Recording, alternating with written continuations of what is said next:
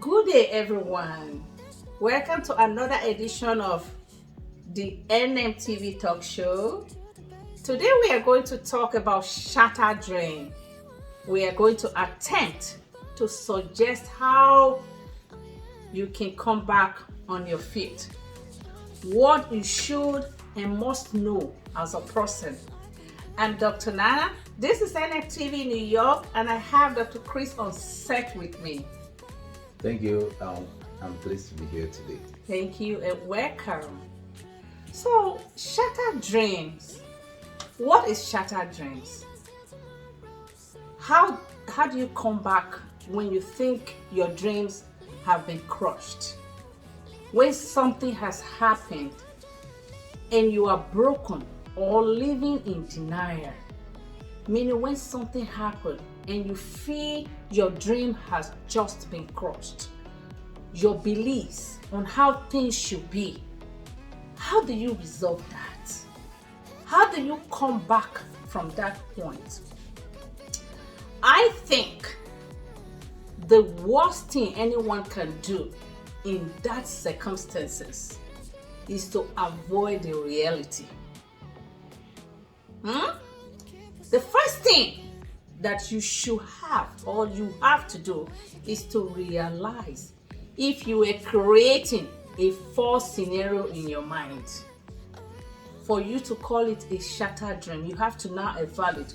Were you creating a false scenario of a dream in your mind? The fact is that you cannot even change what has happened because that is already happened. But you can change how you react to it.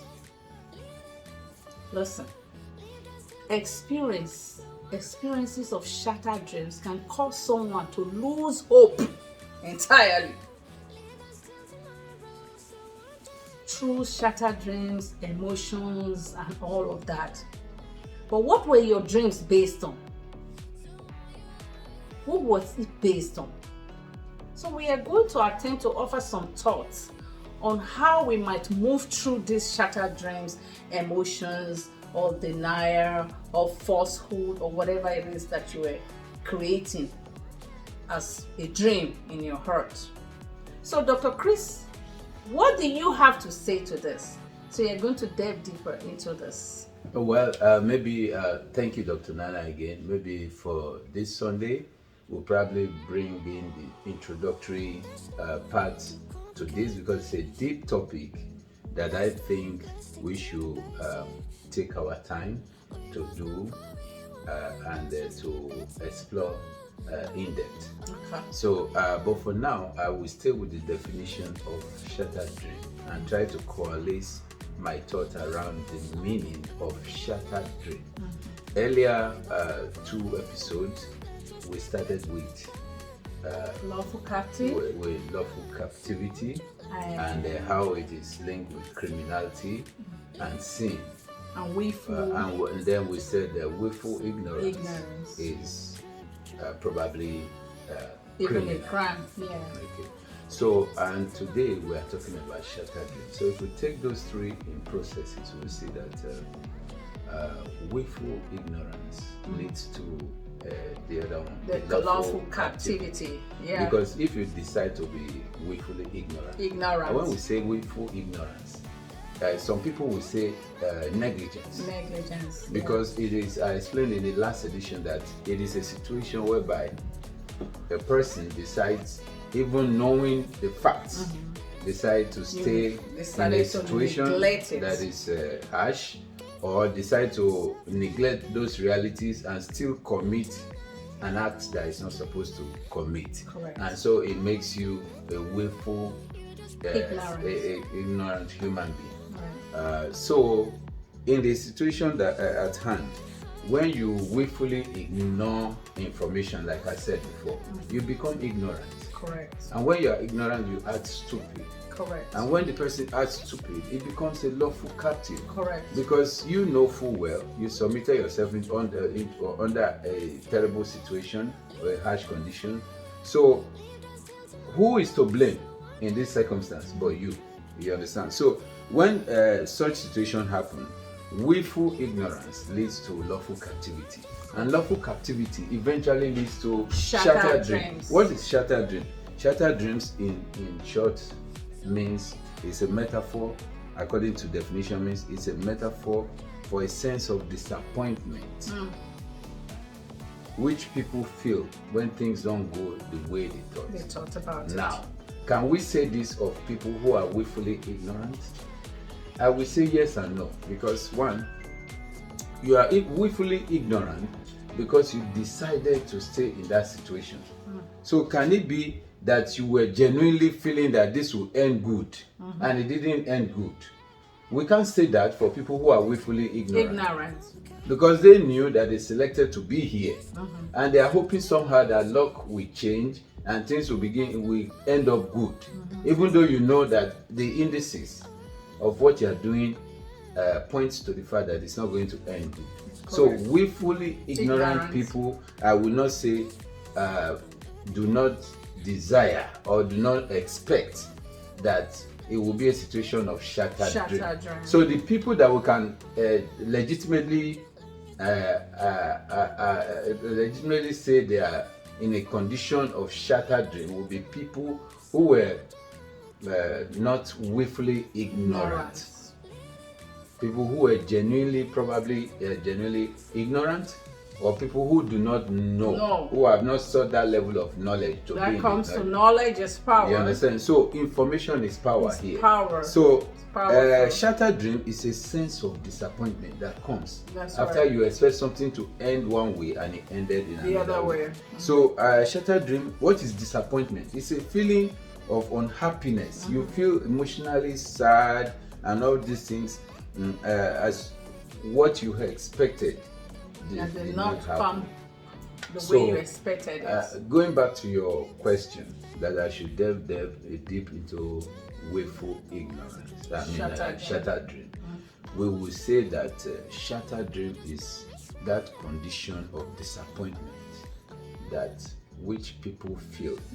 If you're a follower, you feel disappointed that your leader did not turn out to be who you thought he would be genuinely. Right. If you are a leader, it's a shattered dream. When you took over the system, you thought you'd be able to revamp and change, working with the followership, but the followership refused to extend that cooperation to you.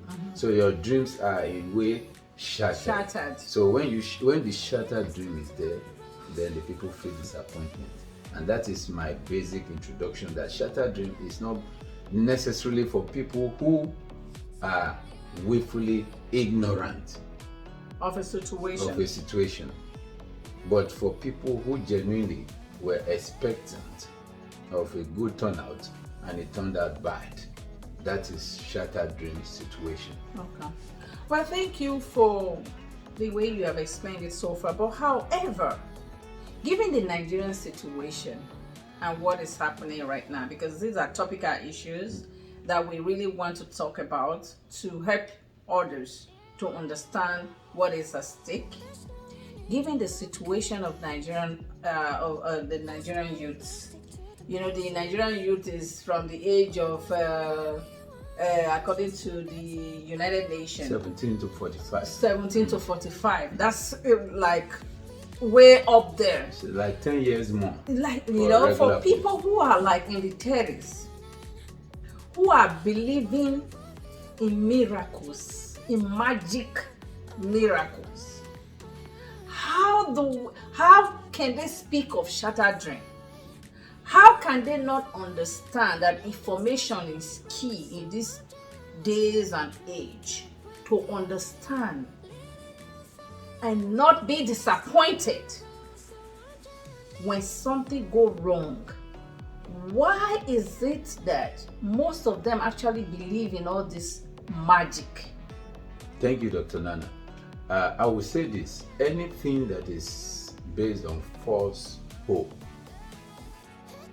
is basically operating on a neutralization theory concept. False hope, neutralization theory concept. What is neutralization theory basically? It's when you decide to to neutralize your mind about the situation and say, I will do it anyway, hoping that things will turn out good. You understand? So false hope is the one that leads to Shattered dream. shattered dream. When you base something on false hope, in case of the church system that you just mentioned, I said it before and I'm saying it again, that most people who attend church, they fail to take things they call minute seriously. For instance, they have decided in their mindset that there is one man out of all of them who should be free of any blame. There is one man out of all of them who should get away with anything he does, that should be loved regardless, even when the love is not reciprocal, when it's not coming from them. For instance, you contribute, you celebrate Papa every day, you pay these monies, he's celebrated. Meanwhile, there are people there who cannot feed 3 times a day, and they also celebrate birthday. Who knows about their birthday? Nobody. And it should be a gathering of equals, because what the Bible, for instance, says is, do not forsake the gathering of your brethren. So everybody is supposed to be brethren in that gathering, but in their mind they have been convinced somehow that there is one man who is above every other thing. He cannot sin, he cannot be faulted, he should be touch not my anointed. And therefore, when they are operating under false hope that this man is going to lead them to Alijana. And this man in turn is just a human being. And when you arrogate the position, when you arrogate the position of that is supposed for God to human being, in the mindset of that person that you put in that position, he begins to assume it somehow in his psyche, and he begins to act it up. And this is why most of them get disappointed.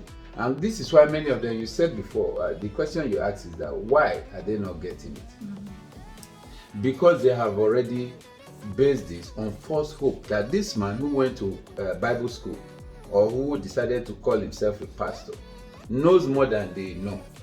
So instead of seeking wisdom to obtain understanding, they decided to put that responsibility on the man who is the man of God to do all that for them and just instruct them than learn. They decided to put themselves in the position of being instructed than learning, which is the basic concept behind the Christian faith itself. Every Christian is supposed to learn. He said, seek wisdom, whatever it costs, obtain understanding. So that is a basic command of Christianity. But when you fail in that duty and you say that man should give you the wisdom, should lead you and help you get that wisdom, so that he will just instruct you based on what he has learned, then you have failed. That's false hope. When you didn't do the first thing, which is the commandment, seek wisdom, and you say that man should do it for you, you have failed. You have failed already, and you are now depending on a man to tell you what to do. Thank you so much on that. They have to come out of that mindset and begin to learn things by themselves. Again, that's the essence of those programs. So if you are regular viewers and if you are a regular person who comes to our channel, this is all we are talking about, is how to help people live up to the expectation that they are supposed to live, correct? Okay. So now, there was a video, which of course we are going to put here in the program for them to see, of a young man who said is a pastor in the north, somewhere in the north. I saw it on social media, of course, which I'm going to put the video here. And in that crowd, I saw a lot of old people, old enough to be the father and mother of this young man. And the boy is obviously performing arranged miracles and performing magics. What do you say of those people? Blind trust. Now the man has sold to them that he went to a Bible school and is a pastor. And I was going to mention that scenario also, because I watched that video and I saw a lot of old people, old enough to be father to that young man. That's right. And the young man is able to be in control of that because they seeded their reasoning. If you watch my last edition, my coming to your program, the last one, you see that I said they seed their reasons, their personhood, their mindset to somebody who called himself a pastor. But it was obvious what he was doing. It's just so obvious what he said, telling them to do. It's obvious It's only if you are still using your reasoning, Dr. Nana.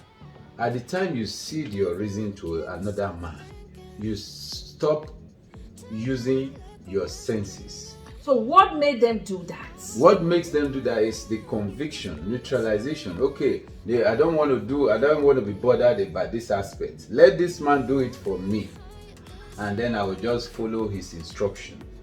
It is a religiosity So mindset. what made them think that God is a magician? That because this man says that he's a pastor, that God is speaking to him in a magical way, that when they bring an envelope, because in the video, of course, I'm not so clear, but I'm going to put it here, that they should put 1,500 naira and all of that and bring to him and write everything what made them think? Seek wisdom. Whatever it costs you, obtain understanding. Information is power, Dr. Nana. If you don't come to the position of knowledge, you can be educated. Remember what I said in your last program. Somebody said Nigeria is full of educated illiterates. You can be a doctor.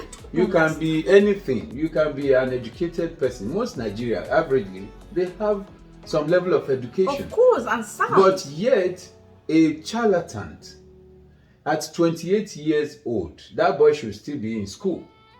But he has decided he probably drop out of school in primary school or secondary school, and now decided to say he is a pastor. And therefore, all these men with all their education will submit to him. Why? Because ignorance. And ignorance comes as a result of not getting information. If you refuse information, you become ignorant. Well, information you can get, for instance, Dr. Nana, I am a business professor. I am educated in the field of business. I can be educated in 2 or 3 fields, but there are many fields in the world. So for me, my advice to everybody, including people who go to church, is that when you want to go to church, let that church become a phenomenon to you. You have to understudy what you are going into. If it is marriage, you have to understudy the do's and don'ts of marriage to be a successful person in marriage. You cannot be jack of all trades and master of none. You will not know anything, and people will bamboozle you. But anything you have decided to do, my advice to everyone is that take it as a challenge to go and in-depth, to explore that thing, the area of that field, in depth. That's explore it in depth, so that you understand the nitty-gritties, the elements, the factors, why you are doing it and why you should do it before you go into it. If you are going to church, you have to know, why am I going to church? Going there to serve God.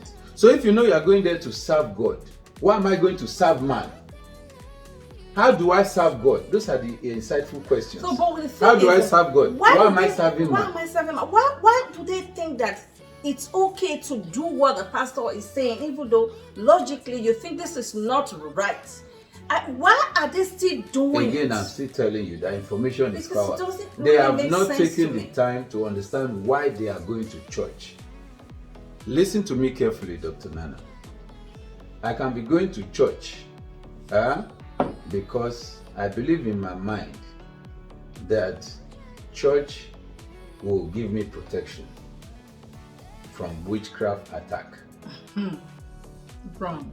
It's a mindset. So if that mindset, it takes me there, I have lost that fundamental thought process that going to church is not about going to seek protection from witchcraft practice. or even to get riches. Or to get riches. It's to serve so you have God. to define your reasonings. What is the purpose for which you are going to the church? Okay. So when you go to church for religiosity, you end up being bamboozled and you serve man. Yeah. But if you go to church knowing that you are going to mix up with fellow brethren, like a network. So the idea is that go to church with the mind to go and serve God. And serve God and mix up with what is the commandment of the Bible, Dr. Nana. Going to church is not it. It's not even going to serve God. We are the church. Listen to me. Going to church is not even serving God. We have to get it right. Because many people think that by going to church you are serving God. That is not it. The instruction of the Bible is do not forsake the gathering of the brethren, the communion. It's a network which you can also do in an association. Okay, serving God is a one-on-one process. It's a one-on-one process. You have to know that He is a God, a sovereign God of the universe that deserves to be served. So that means you should know your God. Exactly. So that going to church become something that you going to church truly could become religiosity, or it could be that you are going there to really truly go and seek out God. You don't know the reason why you are going there. Not serving God. Dr. Nana, I want to remove that. Please. People are getting it wrong. You are not going to church to serve God. It's a lie. Okay. Please, it's a lie. You serve God anywhere, anytime, so long your mind is attuned to Him and you know that it's a sovereign God that deserves our Elohim, that deserves to be Elohim, that you pay obedience to. So, but there are people who cannot do without going. So, which of course we go to church. So, the thing is that they need to know the reason why they are going to church and facing that. So let me tell you why you should go to church, Dr. Nana.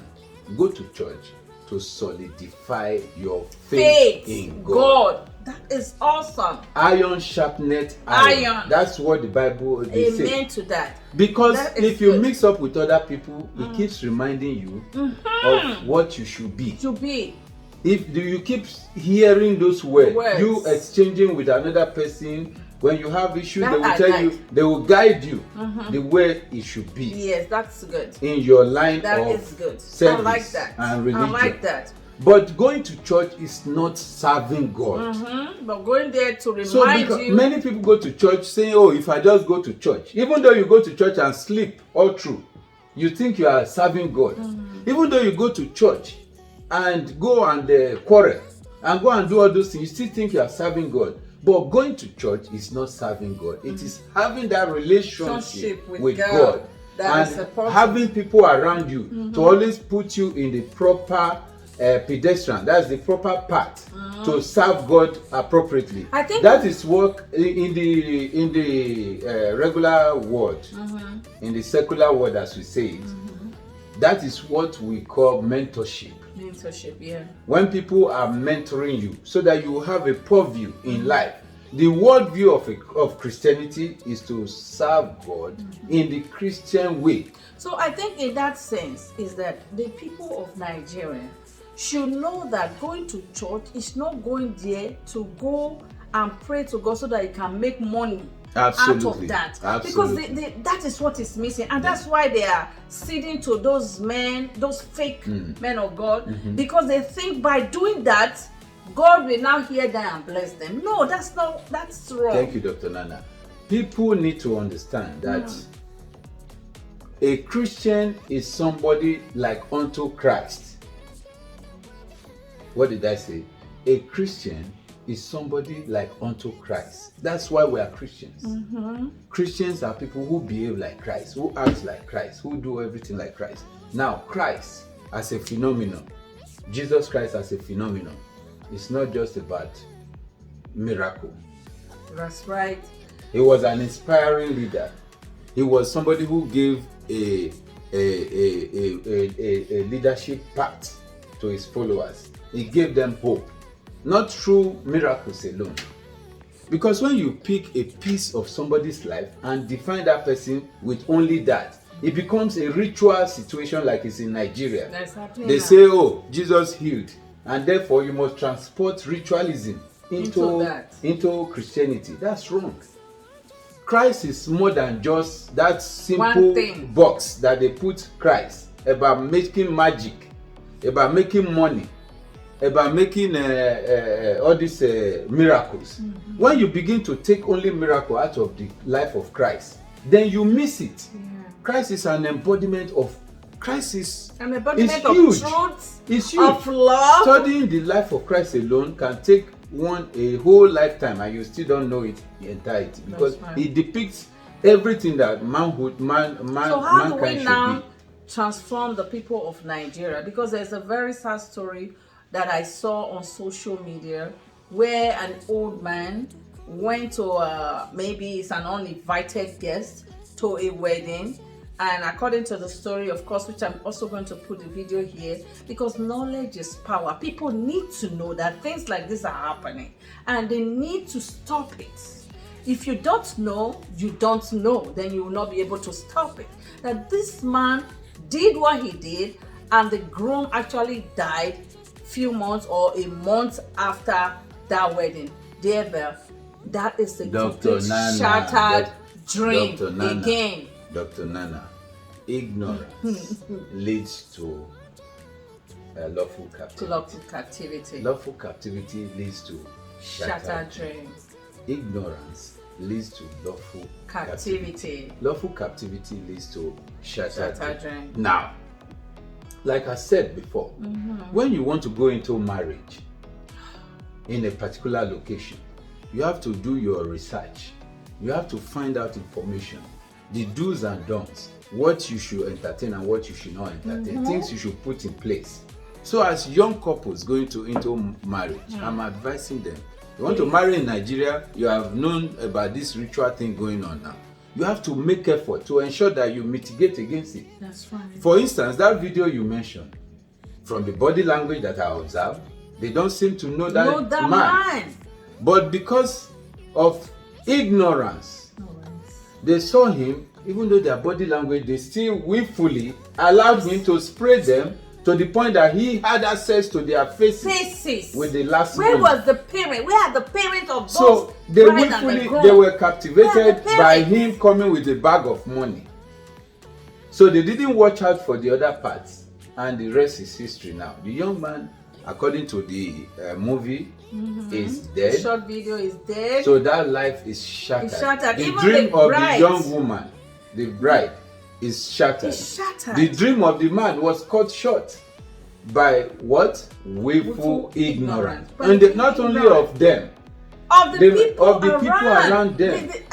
They are supposed to be protected. They are supposed to be protected. And if you don't get that protection from your people, protect yourself. If you know enough information, you'll be able to protect yourself. So willful ignorance. So today, if you want to go into marriage, go and find out what your do's and don'ts are, and try to work with that. So if there was any elderly person in that video that we watched, in that scenario, they should have known that as couples getting married, you don't allow strangers to come near you that you don't know and use the same money of spraying you to clean your face.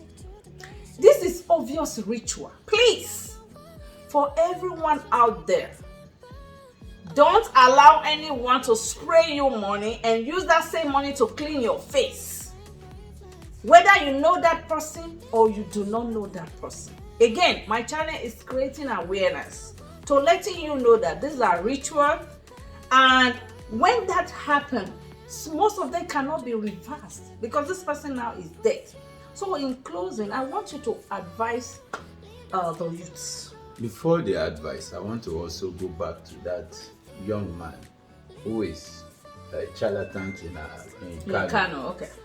And the videos have been put out there by different channels. Yes, I saw them on social media. Yeah. Of the criminality that this young man is performing. What do you expect? He's just 28 years old. He has not even finished building himself. He's trying to build people. So, but for those of them still sitting in that kind of church and those kind of replications all over Nigeria, realize that when somebody is talking, the Bible said, by their fruit you will know them. If this man comes out and say, oh, there's a juju in your shop, and we can send somebody there now to go and pick it. It doesn't make no sense. It should poke your brain that how? Why did you have been going to that church for a while, or you have been there for a while? Why is it that it is today that is now telling you that? And it will choose the person. It will choose the person. It doesn't make no sense. It will give you the scenario. It will tell you the bed that you are sleeping in. It's fake. Something provoked that. It's an arranged Why? thing. What has that? What does that add to your life? For that. If somebody tells you the kind of bed that you sleep on, what does it change in your life? If we don't talk about it, the thing will continue to go. Many lives will continue to be lost. Yes. Yes, you'll be at risk. Yes, we need to talk about it. These are not men of God. There are still few real men of God. The boy is not a man of God. He's just 28 years old. He should be sent back to school to go and learn how to survive in life. But no, professors, doctors, everybody will sit under him. Chiefs, imam, even kings will come and sit under him, and he will say he has anointing and be telling you things to do when you should be teaching him how to survive in life. So what I'm saying is that willful ignorance is criminal, is sin, and should be jettisoned by everybody. Seek wisdom, whatever it costs you. Obtain understanding. Any endeavor that you are going into, including going to church, going to mosque, going to babalawo, or whatever you do, including going to school, including going to get a job, find out information about what you are delving into. And when you delve into it, you'll be filled with information to avoid things that you will avoid and to do the things that is necessary for you to succeed.